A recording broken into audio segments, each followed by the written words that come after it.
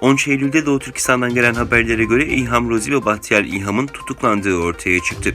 İlham Rozi'nin Nisan 2019'da, oğlu Bahtiyar İlham'ın ise Kasım 2019'da tutuklandığı biliniyor. Gurbetteki Uygur aktivist Abdülveli Ayup'un sosyal medyada paylaştığı bilgilere göre İlham Rozi, Doğu Türkistan'ın Aksu iline bağlı Şayhar ilçesinde doğdu. Kaşgar Pedagoji Koleji'nden mezun oldu. Aksu İl Parti Komitesi Propaganda Dairesi Başkan Yardımcısı olan İlham Rozi, iyi bir konuşmacı ve edebiyat aşığıydı. Karluk Yazılım Şirketi'nde mühendis ve yönetici olarak çalışan Bahtiyar İlham, 2019'un başlarında Aksu'da bir bilgisayar okulu açmıştı. Uzun yıllardır Çin hükümetinin memuru olarak çalışan İlham Rozi ve oğlu Bahtiyar İlham'ın tutuklanma nedeni henüz bilinmiyor. Çin hükümeti son yıllarda Uygur akademisyen ve aydınlar başta olmak üzere milyonlarca kişiyi toplama kamplarına hapsetmekle suçlanıyor.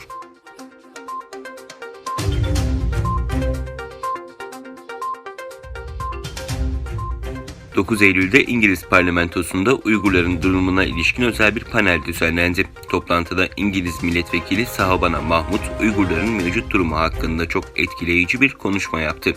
"Bugün hükümetimizi, Çin hükümetini ve Doğu Türkistan'daki Uygur halkına yönelik soykırımını durdurmak için güçlü adımlar atmaya çağırıyorum" diyerek sözlerine başlayan Bayan Sahabana, "Şimdi bu suç cezasız kalmamalı. Birisi çıkıp bu kadar yeter demeli" dedi.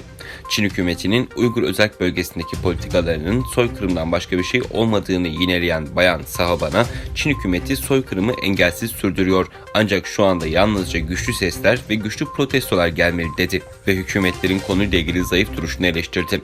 Bayan Sahabana, Uygur kampı tanıklarının söylediklerine atıfta bulunarak kamplarda 1 milyondan fazla Uygur'un ağır işkenceye maruz kaldığını, Uygur kadınların zorla kısırlaştırıldığını, insanların öldüğünü ve Uygurların sıkı gözetim ve baskı altında yaşadıklarını dile getirdi.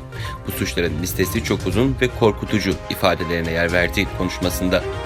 İngiliz milletvekili Uygur soykırımını görmezden gelen ve Çin kamu güvenliği propaganda yetkilileriyle işbirliği yapan Disney şirketi ve Mulan filmini de eleştirdi.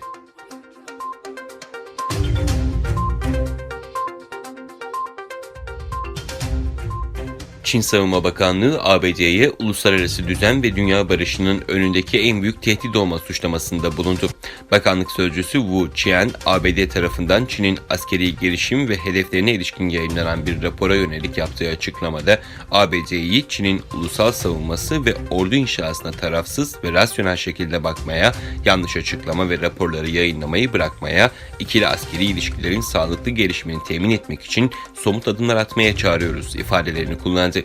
Çin'i askeri tehdit olarak niteleyen raporun Pekin yönetiminin ulusal savunma politikasını ve askeri stratejisini yanlış yorumladığını belirten Wu, Washington yönetiminin yayınladığı bu tür raporların açık provokatif hareket olduğunu kaydetti. ABD Savunma Bakanlığı tarafından önceki haftalarda yayınlanan raporda Çin'in Tayvan'a yönelik stratejisine, Çin Halk Kurtuluş Ordusu'yla donanma inşasına, seyir ve balistik füze kapasitesine yönelik değerlendirmelere yer verilmişti.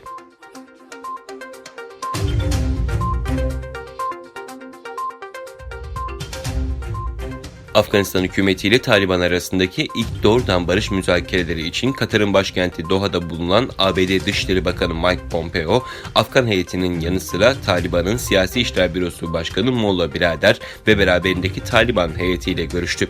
Görüşmeyle ilgili açıklama yapan Dışişleri Bakanlığı Sözcüsü Kelly Brown, yıllardır süren savaşı sona erdirmek için başlayan müzakereleri tarih olarak niteledi. Brown, görüşmede Pompeo'nun Taliban liderlerine müzakereleri kapsamlı ve kalıcı bir ateşkes ve siyasi çözüm için bir fırsat olarak değerlendirmeleri çağrısında bulundu ifadelerini kullandı.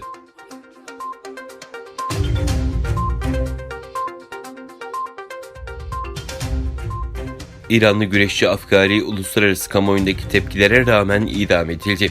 Afgani'nin işkenceyle işlemediği bir cinayeti üstlenmeye zorlandığı iddia ediliyordu. Cinayetle suçlanan İranlı güreşçi Navid Afgari, uluslararası kamuoyundaki tepkilere rağmen cumartesi günü idam edildi. 27 yaşındaki güreşçi, 2018 yılında yapılan hükümet karşıtı gösteriler sırasında Hasan Türkmen adlı bir güvenlik görevlisini öldürmekten suçlu bulunmuştu.